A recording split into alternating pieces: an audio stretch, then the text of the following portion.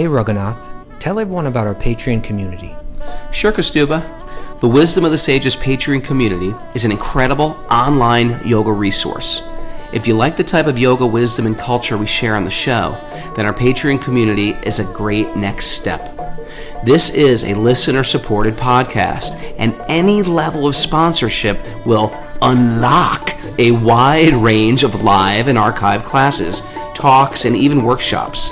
Raghunath teaches, I teach, and we have a host of other excellent teachers on topics ranging from yoga philosophy, asana classes, storytelling, Ayurveda, kirtan, cooking, meditation, and a lot more. We even have an incredible online Bhakti 12-step recovery group. So if you want to check it out, go to patreon.com/wisdom of the sages. All right, let's get it on.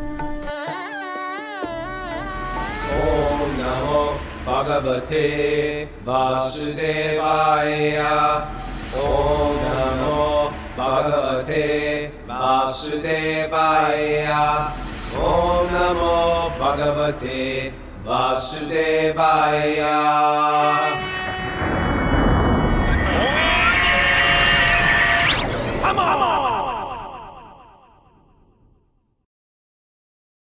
Live from the Bhakti Center in New York City, this is Wisdom of the Sages, a daily yoga podcast with your host, Raghunath, and co-host and senior educator at the Bhakti Center in New York, Kaustubha. Welcome to the show.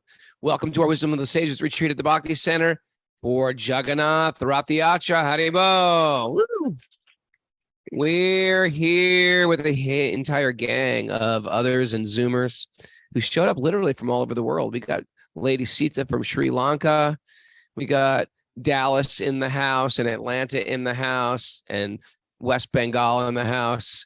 We got people from all over the world here today. It's very sort of exciting to see these Zoomers and others showing up.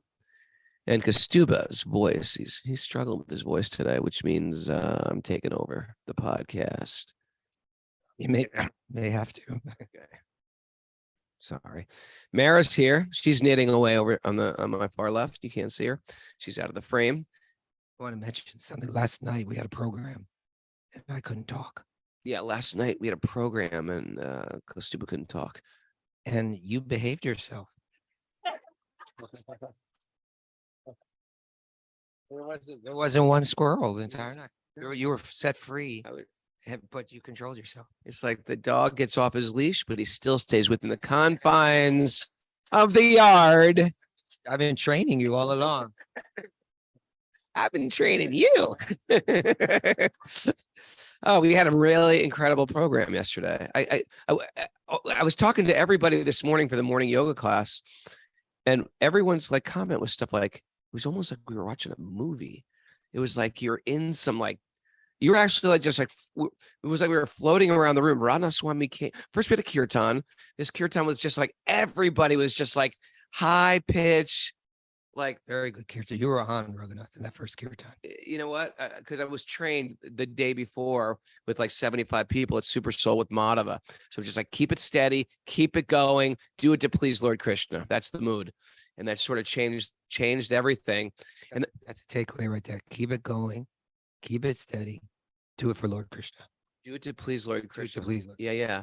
And then we hooked Jahnavi. Jahnavi was sort of like in disguise. Ever see someone like a famous person, a celebrities with sunglasses on and a hat?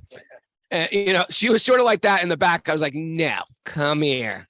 We're going to bring you right to the front. So Jahnavi Harrison was here. That was wonderful. Right. And the most surreal moment of the cinematic evening was when Raghunath picked up Jahnavi's violin in the middle of a kirtan. Wait, we didn't get there yet. So that kirtan was going, and then all of a sudden, like who was it? Abraham or who parted the Red Sea? Moses. The parting of the Red Sea, and floating on in was Raghunath Swami, just like floats on in like from another dimension. And then he gave this very, very beautiful class. It was so nice. And he brought this to like, and he brought the class to this point where he was saying, well, and Jagannath appeared in America for the first time in 1967. And who's here but Malati, who is the wife of Shama Sundar, who was one of the very early devotees of San Francisco. And she talked about all about the origins of the Rath Yatra in America. She said a really interesting thing, which I never heard before. She said back then, we didn't even know how to like appropriately offer the food. We just bring big, pots in front of the altar and just ring a bell and just go, Hare Krishna, Hare Krishna, and just chant over the food. And as Prabhupada is the very beginning days, he's giving very simple instructions. And so he said, then we got to this point where we felt like it was offered, and then we'd stop chanting, and that was offered. But when Jagannath came, that was the beginning of doing plates. And Jagannath should have the best plates, and he should have a silver spoon and a silver cup. Yeah, and then we got Jahnavi for the closing kirtan, and then what happened? I don't talk about it much, but I played the violin from like third grade till I got to college, and yeah.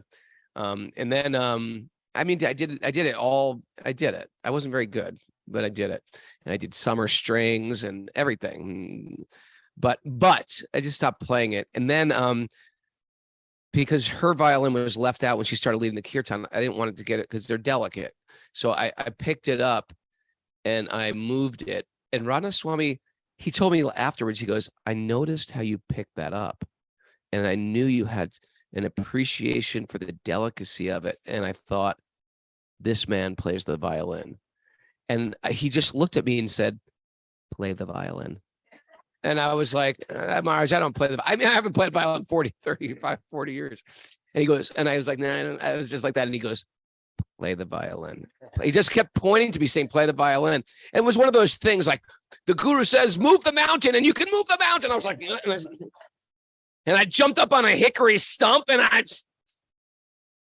You're talking about during the kirtan. During the kirtan, play the violin. No, he turned to me, and he said, move the microphone near the violin. And then I moved the microphone near the violin. You're like, oh, no. And then you put it down. And then he turned to me again. He said, tell him to surrender. So that was sort of surreal. You looked like a eccentric musical genius playing. Maybe I am. Maybe. So we're excited today because already it's been an ecstatic morning. We started at 6 a.m. with the yoga class, and we had breakfast, and we had a nice little tight satsang, and now we're going into Wisdom of the Sages, and then we're going to take this party up the road to Fifth Avenue. But coming in from last night, because basically if you're here now, that means you floated out the door last night by Raghunath Swami's mercy, went home, went to sleep, and came right back here. So you sort of like woke up sort of flying. And then we're just going to keep this energy high all day long. And this is the incredible thing about these festivals. It's very interesting because I grew up Catholic. So church was very solemn, and it was very grave. And there's something to be said about like a sanctity of a holy place. And when you're not being frivolous and silly and goofy, you can get into the gravity of it. And I used to appreciate a Catholic mass, even as a kid. I knew there was something special or sacred about it. But eventually I moved away from it. And then, of course, I fell in love with bhakti and the festiveness of and the joy of kirtan. But there was a point in my spiritual life where I'd go to a Sunday feast. And, if you go to a Sunday feast, they're quite festive and fun. There's food and there's dancing, and it's incredibly kid friendly. Kids were like running around, and, some people got the gopi dots, and people are dressed in beautiful clothing. And there came a point even in my spiritual life where I was like, I'm not having a spiritual experience. Like it's, I get it, and it's a good thing, but I need to go deeper somehow. And I think the real key with things like what's going on today, in one sense, it's almost like a powerful cultural carnival of sorts. And it is fun. You can't help but having fun because, again, there's food, there's music, there's dance, there's, frivolity. It's all there. It's silliness. It's a seriousness. There's, beautiful prayers being chanted, best singers ever, lots of dancing. You can't help but having fun. But if we go there in the mood, this is key here, take it with you. If you go in their mood of like, I want to have fun today, you will not taste the joy of it. If you go there, I want to have fun. And I think this is what my problem was at Sunday Might Feast. taste some fun, but you're not going to get to what you were talking about. Yeah, and this is what I missed out with Sunday Feast. I was looking, I need some fun. It's like a party. I'm looking to go to a party. The party is going to happen. So we have to find a way in the midst of this big party to have some like internal connection to my Lord is here. I'm pulling the Lord back to Vrindavan. I'm pulling him back to my life. I'm pulling Krishna back to my life. Krishna, I'm not going to let you get away this time. You've slipped away from me many times. I actually slipped away from you. I was hiding from you, but not this time, Krishna. Now I've got you. And if we can connect the type of a sanctity, a sacredness, a little snow globe bubble around ourselves amidst the big party, you'll get the party. That's going to come, but it's going to add a different depth and taste to this whole festival. Thank you for sharing that. Yeah. It's humbling to admit that like you're doing all the right things wrong. No, that's how you go from one stage to the next. You got yourself in association of the devotees. That's an important step. You're reading the books, you're chanting the mantras, you're doing the things you want to do. But it always the aspirant, the spiritual aspirant always has to be thinking, what's the next step? What's the next step? And that'll come in that'll manifest in certain stages too, of your progress in spiritual life. There's a beauty and a dryness that comes with our spiritual life, a dissatisfaction. There's a beauty in that. And for a lot of us today, a lot of people here in the room with me today, it's our first Rath Yatra. So it's almost like the romance. And anybody who's been in love has experienced the romance of love, where I see nothing wrong with you and I see only your good qualities. And then like 4 years into that relationship, the person's brushing their teeth and you're looking at them going, it's disgusting.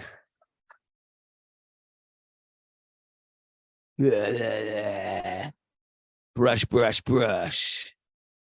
Everything bothers you about that very same person. Where just a few years earlier, like, oh my God, he leaves his socks around. That's adorable. So there is a romance in material life where we only see the good, right? And then it settles in, and then you have to learn real love comes from passing through the romantic phase, where you're just steady with the person, you're solid with the person, you're there for a person. So a dryness will come in our spiritual life after the romance. The romance is real, it's natural. Sometimes in a marriage, you'll say, it's like, how can we rekindle that romance, right? Ever said that? Rekindle that romance. We want it to be like it was when we were 17 or 21 or something like that. And in one sense, it can't be, but it can with Krishna. We're trying to find our romance with Krishna in the material world romances. There is a romance with Krishna, and that can be rekindled. But first, you got to get to a point of dryness. And Krishna will take away the flavor. And then two things will happen. You will say, is this work? Am I doing something wrong? Maybe it's not here. Maybe I was wrong. And you'll start to doubt yourself. That's why we always have to prepare ourselves with philosophy, and not just philosophy, not just kirtan, but reflection. You have to reflect on why you're doing what you're doing. Why am I part of this party here? Why am I wearing this robe? Why am I, hanging out with these people? You got to reflect on it. You got to write about it. You got to journal about it. You got to talk it through your own mind, and you have to eliminate your own doubts with your own intelligence for the days when that dryness comes up. Or else your doubts in those dry points. Right now, if you've got some doubts, you will get swept up in the joy of the Rath Yatra festival. But if you're alone and you've got these doubts and you're left there with just your mind and you don't have the philosophy and you don't have the reflection, you're going to be like, why am I wearing a sari today? I don't even understand what's going on. These are the times. The other option is if you are fortified with philosophy and good association, etc., then when you come to those doubts and when you come to that dry spot, you're just going to have to push. You have to push through a paper ceiling.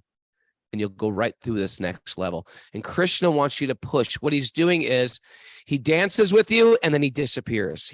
Right? He's dancing with you and then he disappears and you're left to going, where's Krishna? Where's Krishna? Is this real?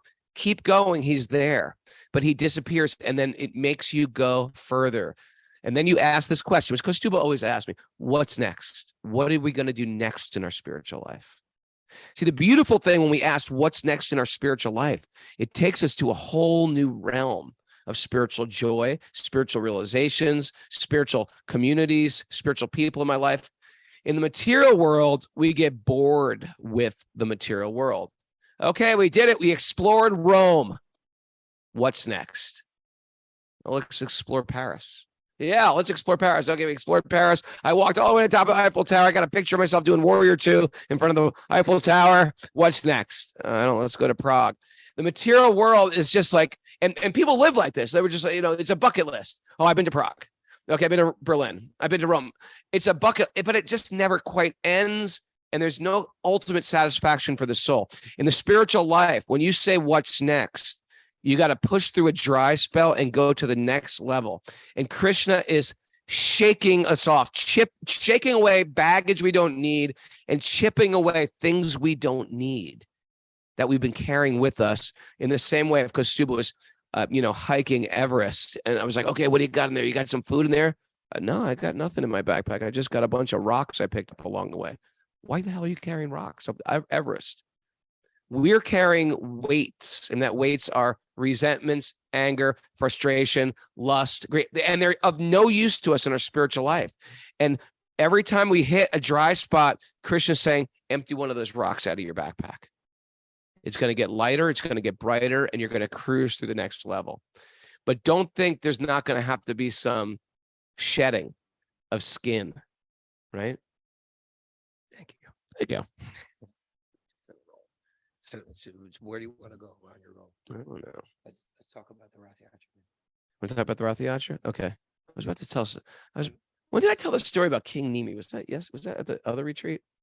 Maharaj Nimi. Do you know Maharaj Nimi is? Can I tell a story about Maharaj Nimi? It's a good story. It's a special podcast today, guys. Just roll with us here. Maharaj Nimi. There is a way that even amongst this crazy planet, you can become like in that bubble where you are actually in a spiritual realm. And when you read stories about these Vedic kings, they were like this. And so this one king was Maharaj Nimi.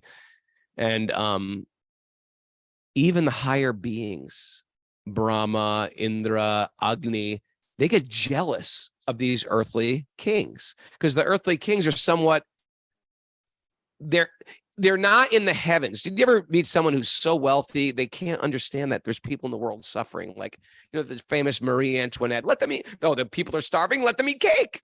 They want bread. Let them eat cake. Why are they eating bread? Because they're desperate, you dummy. So they say on higher planets, there's sometimes you're so living in an ivory tower, you can't understand the pain of existence.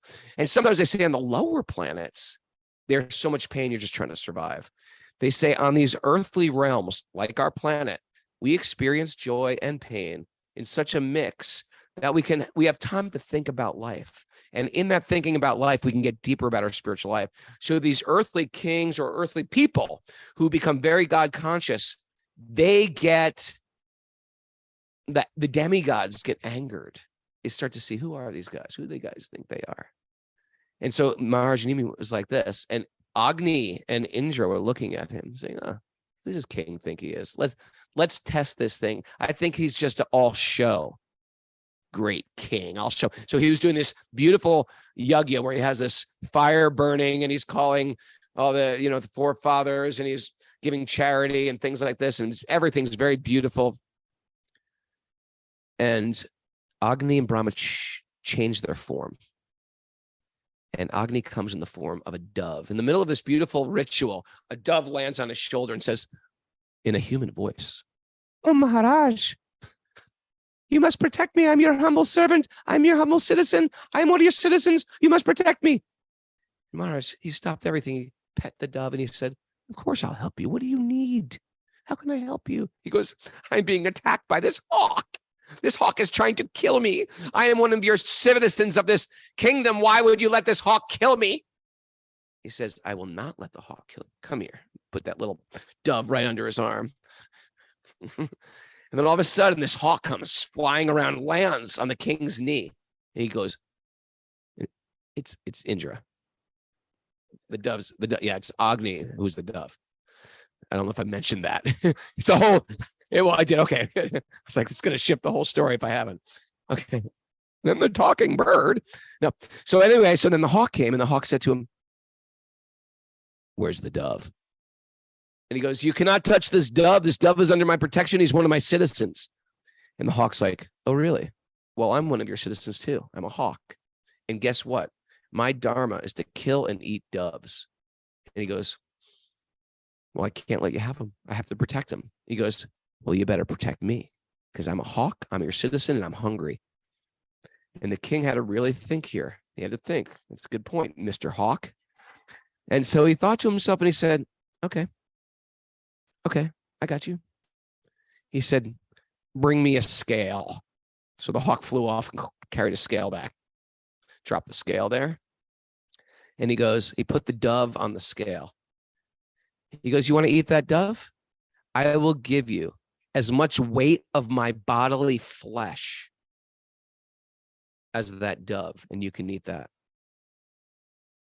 And the hawk said, I don't believe you. And he called one of his servants, get my sword, cut off a piece of my leg. And everyone was shocked. There's a whole ritual going on. He's talking to these birds. It's a whole scene. And he starts to slice off his leg like it's a deli. And he started throwing a piece of his leg on the scale, but it wasn't enough. The pigeon still weighed too much. And he was just, okay, take a little more off. And he's all right, Maharaj. He's cutting off his leg, putting that. No, it wasn't enough. So he's like, it's a pretty dense bird. It wasn't enough.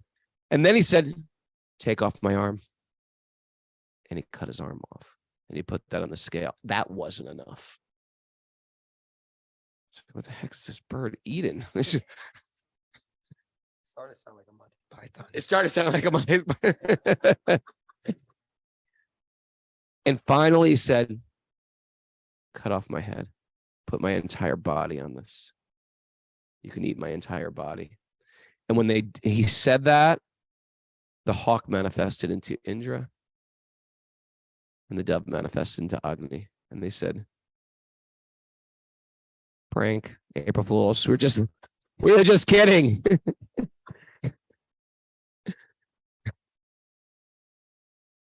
We were testing you. We get tested on our spiritual life. Those tests come in the form of dry spells. They come in the form of temptations. They come in the form of doubts. They come in the form, and we have to slay those doubts. When we get tested, we are asked to either go north or south.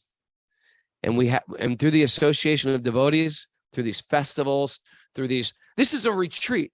We're doing this for a retreat for ourselves.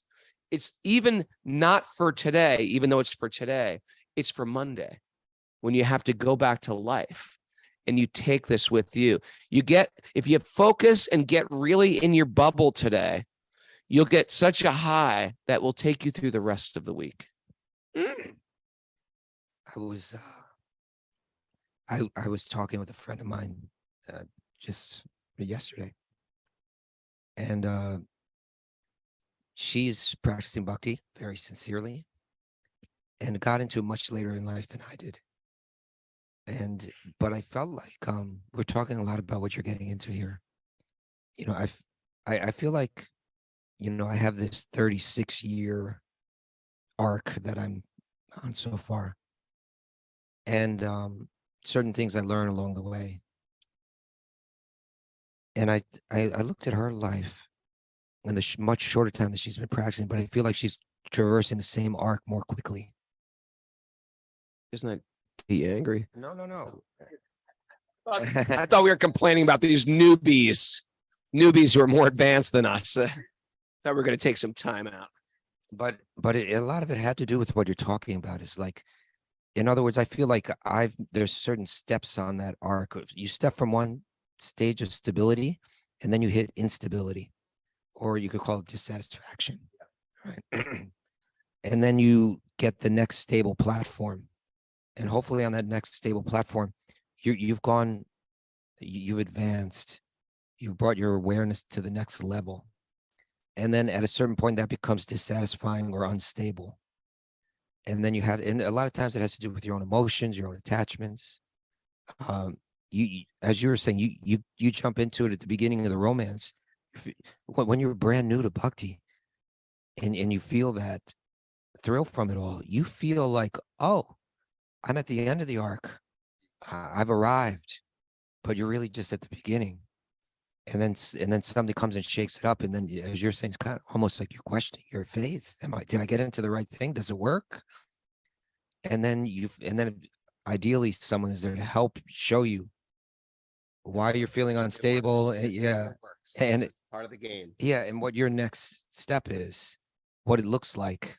And then you get there, and then all that instability and confusion and dissatisfaction feeling, now that's not there anymore. Now you're feeling, oh, okay, everything's fine again.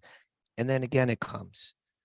And so we have to find that way not to be afraid of the instability or the dissatisfaction, and eager to make the next, and maybe even like, stability. You can use the word stability, you can use the word comfort. You want to feel comfortable in your skin, you want to feel comfortable in your service.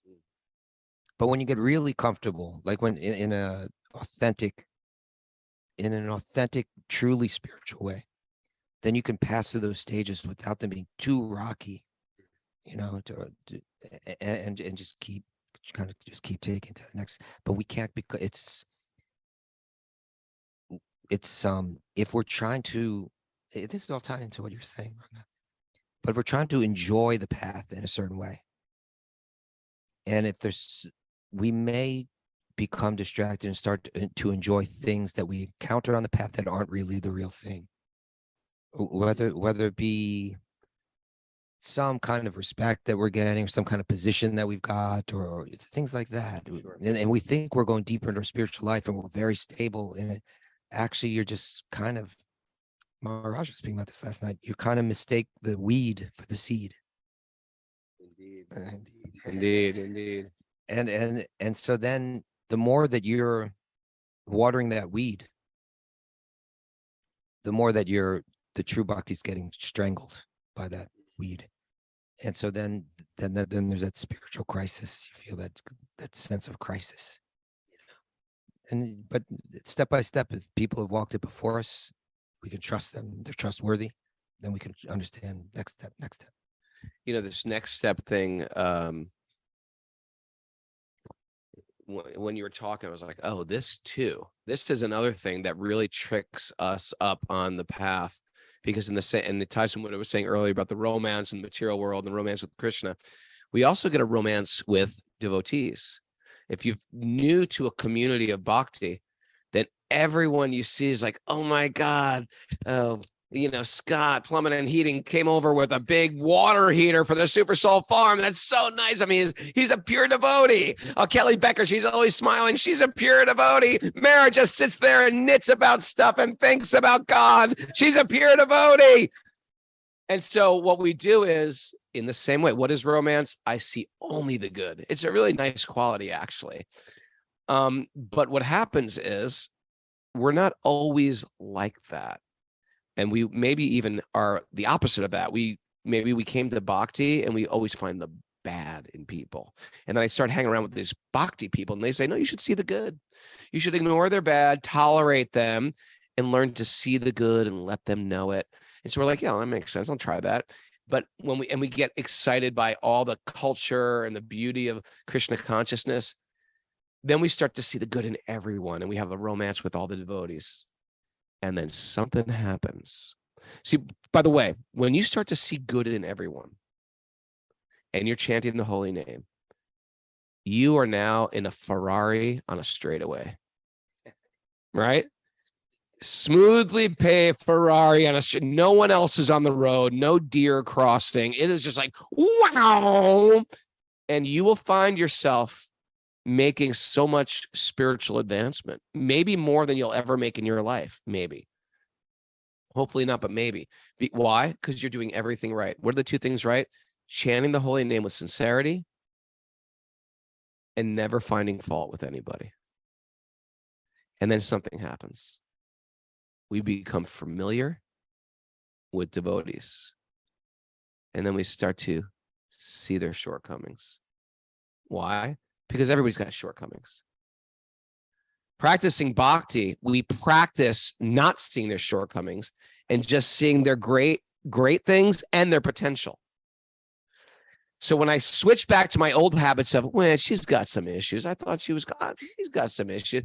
He thinks he's cool. Well, yeah, he gave the heater, but he's got some issues. I know his story. And then we just dig into their backstory.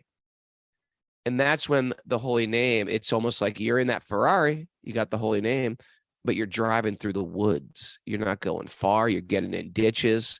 You're spinning out in the mud. This is important. Appreciate the acceleration you're going to get on that drag strip in that romantic period, but keep that romance of always finding good qualities about the devotees.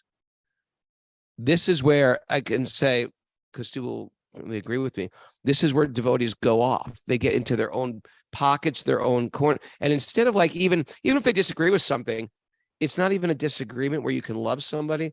It's in a disagreement where you're trying to take somebody down for your own ego. And that's it, and it wrecks the most precious thing. Hey, you might even defeat them on the thing you're debating them about, but you've wrecked your spiritual life because that's the highest thing. Don't defeat somebody on a lesser thing at the cost of your highest thing, right? You know, take like an athlete or something like that. And for an athlete, it's not hard for them to recognize that person's a better athlete than me. All right, like they're playing on another level.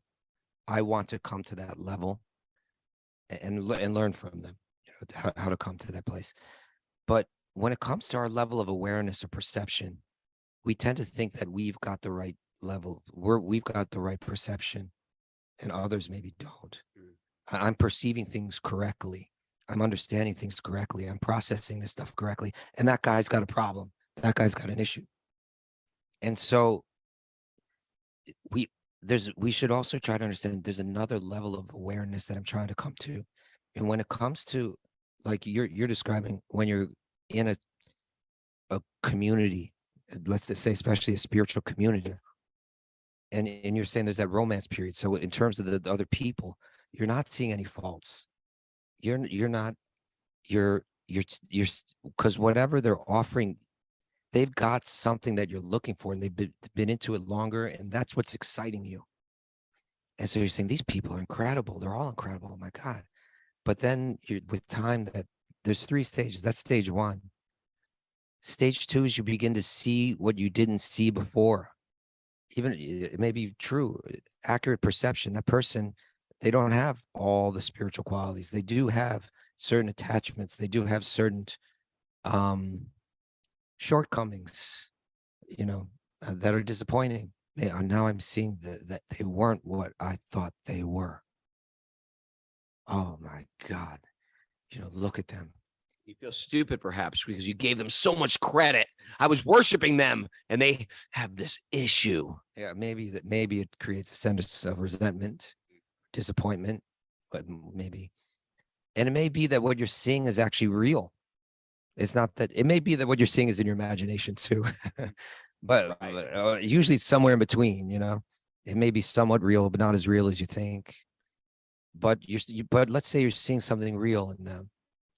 And that what you're seeing now, the shortcoming, has become prominent in your perception.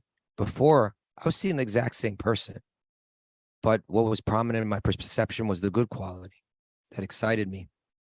Now what's become prominent in my perception is the shortcoming. And then there's the 3rd stage. And this is when you read, whether it's our ancient texts, bhakti texts like Mahabharata and Ramayana and Srimad Bhagavatam, whether it's the stories of great saints in any spiritual tradition, you'll find that this level of awareness that the saints have, that the sadhus have, it's a different level of perception, where they're capable of seeing even the shortcoming. They know it's there. They're fully aware it's there, but it doesn't mean very much to them, right? Because they know the deeper spiritual truth. They put into perspective the challenges that that person is facing and why they may be behaving the way they do, why that shortcoming may be there. And it's really not all that important to them. Oh, they said this to me. Oh, they, it really doesn't matter. To me, what inspires me is their good quality, and the negative quality, yeah, it's there. It's not there forever. It won't be there forever. They're going to move along too. That's the stage we want to come to. It's not blind. It's not that we're not seeing something that's there. You're actually seeing it. It's just a question of how you prioritize it in your relation to that person. That's not so important, I was just thinking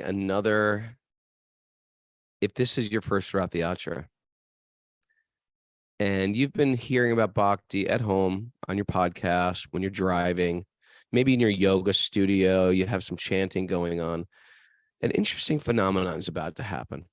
You're like, I believe this. I get this. These are my people.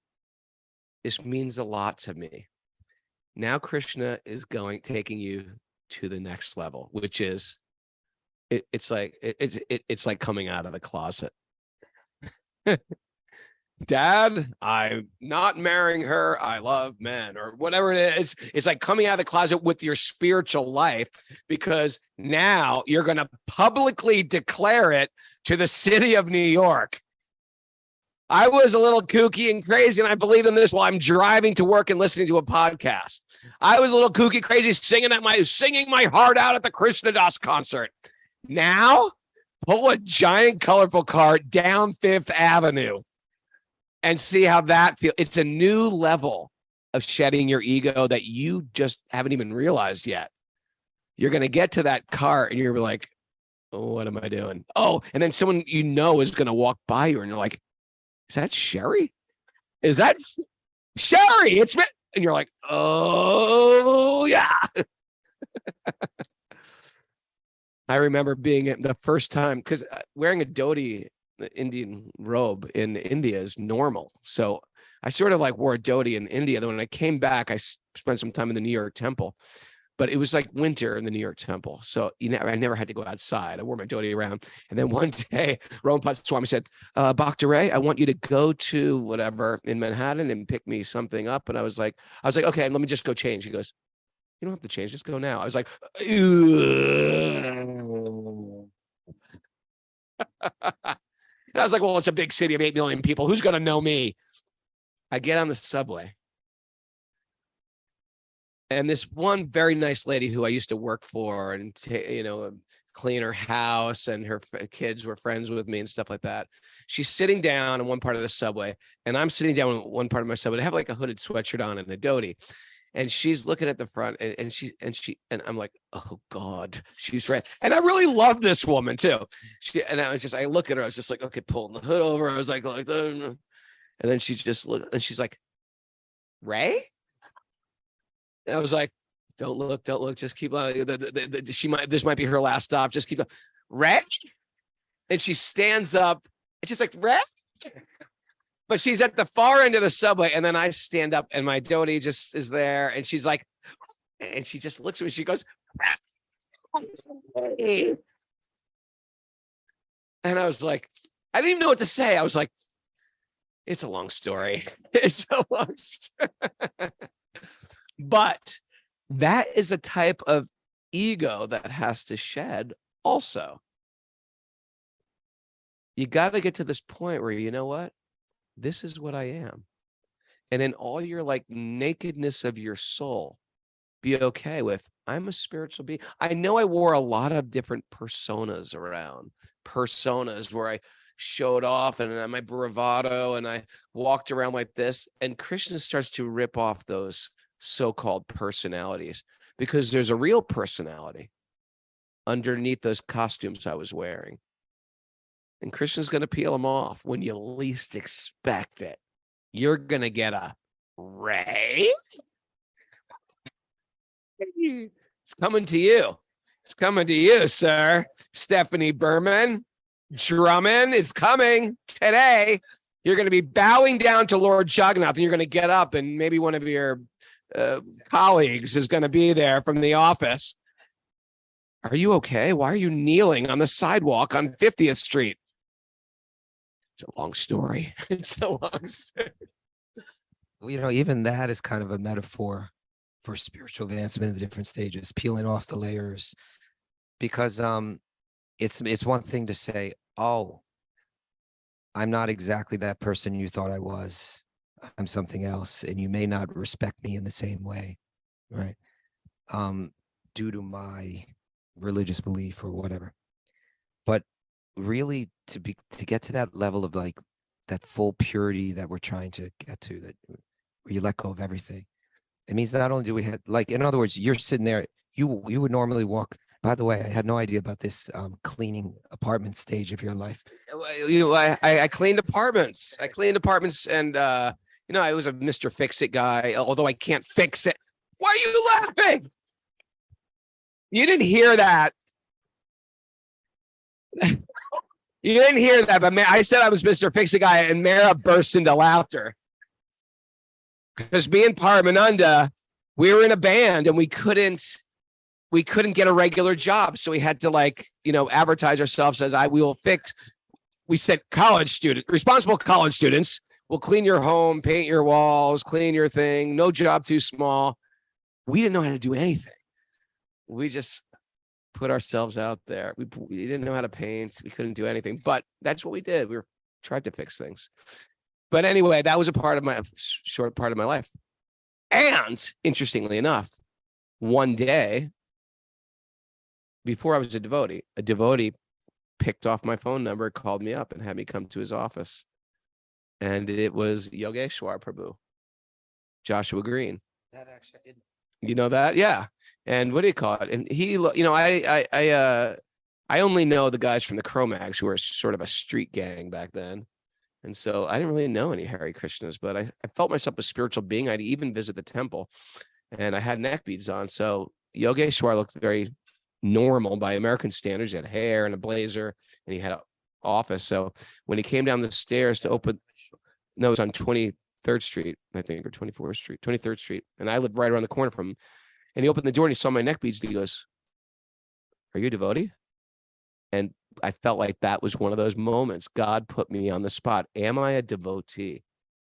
It's interesting, isn't it? Am I a devotee? And I thought, I don't know, in the most liberal sense of the word, I'm a devotee of God. I said, yes, I'm a devotee. And he goes, all right, come upstairs. Walked upstairs. There's a picture of Krishna. I was like, what? Walked up a little bit more. There's a picture of Lord Chaitanya. I was like, what? Walked up more. There's a picture of Prabhupada. I go, where am I? And he goes, this is Bala Books. We publish children's books on Krishna consciousness. I was like, are you a devotee? He goes, yeah, I traveled with Prabhupada all over Europe. I sang on the Radha Krishna Temple album. And, Krishna sends you messengers, and then he wants to see what you want, where you want to go, what your choice is going to be. You're going to get that fork in the road today, most likely. Mark my word. And Krishna's waiting to see what you choose. So I was saying that's kind of a metaphor too, right? Because really what this whole spiritual practice is all about is letting go of everything that's unreal. And at the end, what's left is what's real. And that's the soul, and that's God. And so, you walk into this person's, whoever was saying Ray, this woman. Yeah, right. And you walked in there with a certain confidence of what your identity was, and that she recognizes that, and you had a comfort in that shared sense of identity. But now she's going to see me in a different identity, and everything's unstable now. She's not going to recognize me for who I am. She's going to think I'm weird. She's going to think I'm silly. She's going to think I'm a cult member. She's going to think I'm lost. She won't. And you felt discomfort and fear based on that lack of stature. So you of who I feeling comfortable in your own skin, feeling stable in your identity. And so that there's external things that we need to let go of who I am. When I say external, I mean like outer layer. But then there's layer, then there's another layer, and then there's another layer, and there's another layer, and you keep going. So even like what we're doing today with the Rath Yatra, really it's all a part of it combines several of the important practices of bhakti, but it's centered around what's called archanam, or the worship of the form of God, right? And when one does that kind of meditation, it's really yoga is always about taking something external and using it to develop the internal consciousness, whether it's asana, whether it's mantra, right? And so this parade, this festival, this ceremony, it's engaging externals, but the idea is the effect that it has on us internally. And so when one practices archanam, does puja, worship some form, it's a meditation, and it's preceded by the practice called bhuta shuddhi, where you let go of your false identity, right? I'm going to do this puja for 20 minutes now every day. But when I sit down, I don't just jump into it, rush into it. I take a moment to set my intention. What am I doing here for the next 20 minutes? Am I just doing this mechanically, or am I going to really address transforming my mind, or let's say transforming my mind so that it aligns with the nature of myself?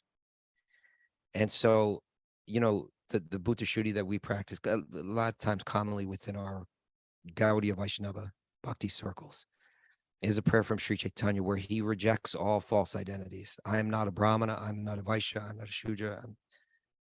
Who am I? I'm simply Gopi Bharta Kamala Yor Dasa Dasa Anudasa. At the end, when all the false identities are shed, all that's left is I'm the servant of Krishna, the lover of the gopis. That's who I am eternally. And so we may have to shed, we will be forced to shed identities. And some of them are the outer layer skin. And then it goes deeper and deeper. Even things like I am intelligent. Right? Like someone may say, like, I've already shed that one. But if a person, let's say a person, it may be beauty, it may be intelligence, it may be strength, it may be wealth. We see those as part of our identity. And because we identify with that, we misidentify with who we truly are underneath. And we have to be, the devotee almost becomes like a child, where it's like, I don't need to be recognized as intelligent. I don't need to be recognized as beautiful. I don't need to be recognized as powerful, as influential. I don't need to be recognized as a person in this important position. None of those are important. And when you really let that go, then you're getting somewhere. Now, someone might argue, okay, wait a second. There's this mystical group I'm joining here where all of a sudden I'm going to lose my beauty, or I'm going to lose my position in my career, or I'm going to lose all my wealth, or I'm going to lose all my family. Why would I join your club of loss? You're going to lose it anyway. Don't you get it? It's not our club. That's the club of the material world. You're already a member. You're already a card-carrying member of the material world. Everybody loses it. We just learn how to deal with it and see it as an incredible blessing to bring us to this next level. Everyone's going to lose their wealth and their beauty and their stuff and their kids or something like that, or their health, or I was an Olympic athlete back in the day, whatever. We're all going to lose that. And then we're going to use that to take one giant step forward to a real, genuine identity. It's not just our club. We're the club of loss. Everyone else is doing great out there. That is what yoga or spirituality in general it's essential. It helps you look at yourself from another perspective and your circumstances from another perspective, and voluntarily let go of what material energy is going to make you let go of, right? Prepare you to voluntarily let go of what this world is going to strip from you if you don't let it go. That's just largely what the whole thing is about. I still have to release this resentment in my heart for Mara laughing at me for being not the Mr. Fix-It guy. I'll work on that today. I'm sorry. I'd like to apologize publicly. Please forgive me. That was a spontaneous outburst. It was such an outburst of ridicule and humiliated. It was involuntary. It was like, you gotta give me your shoes. That's what it was. But anyway, we're all gonna have to lose this stuff. Why not right now? We're all gonna have to lose that ego. Why not live on the show? So here's some closing thoughts. In my crazy life, I've dragged crazy people, crazy ideas, crazy journeys. I've dragged crazy, chaos, disastrous things in my life. No, not like by mistake. I actually went out of the way and looked for crazy chaos, disaster. I called them up, invited them over. Please come over. And when chaos said, you told me never to come back, I said, well, I've changed my mind. I'm bored. Now we are actually going to drag Krishna back into our heart with ropes. And we're going to use the lubrication of our sweet song. That's going to call Krishna back, our sweet song to please Krishna. And we're going to physically pull Krishna back to our hearts. And we can think of that like today when we're grabbing Lord Jagannath's cart. You can woo him with your sweet song. And by the way, you might be like, well, you never heard me sing. It ain't so sweet. Krishna's not hearing the tone of your voice. You think Krishna hears Kaustubha's raspy voice right now? Krishna hears Kaustubha's heart. And he thinks, my Kaustubha, he's so sweet. Right? I'm working on a Rod Stewart kind of thing. Yeah. Krishna hears the heart, and he wants to hear your heart sing to him and invite him into your life today. And then you physically pull him. And if you get lucky, the pujari, the priest on top, will throw something at you like a flower. And it might be amongst 5 of you. And that greed to catch that flower, is a very, very high level of bhakti. You should understand, take them all out to get that flower. But when you get it, you sniff and then you offer it to someone else. You don't hold on. You just give away like that. Sometimes they'll throw a banana off or some type of thing at the end. And then we encourage everybody to come to the Wisdom of the Sages table. And let's just give out, we tell a friend Friday. Tell a friend, just give out cards today on Wisdom of the Sages' behalf. If you like what we do, if you get something out of hearing the Bhagavatam through this medium, give it away. Give the cards to people. Just, it's a good way. It's an easy in for people to get the Bhagavatam who may never come to a temple otherwise to hear the message of the Bhagavatam. And then you should feel like, you know what?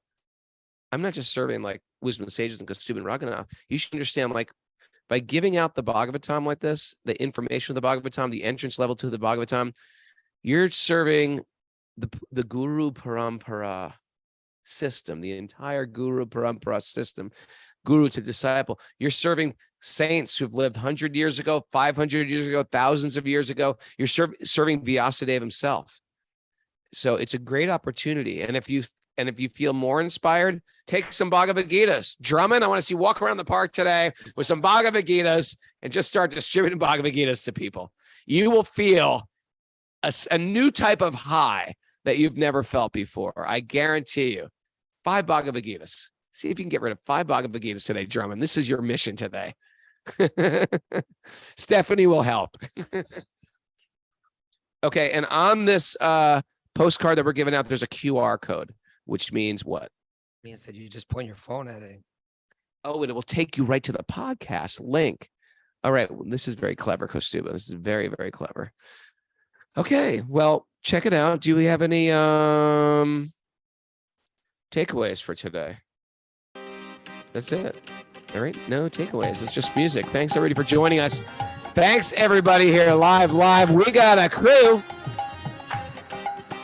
Yeah, there they are. Kelly Becker, Dee O'Neill, Scott Heating and Plumbing, Sherry Beal, Kim, Grace Young, all our favorites, the whole Maya, Patrick Heffernan, New Zealand in the house, Catherine A.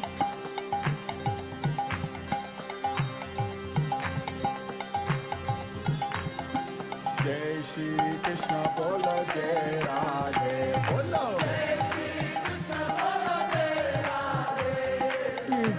Thanks, everybody, for joining us. It's going to be a great day today. I can feel it. Krishna Bolo Jai Radhe. Jai Shri Krishna Bolo Jai Radhe.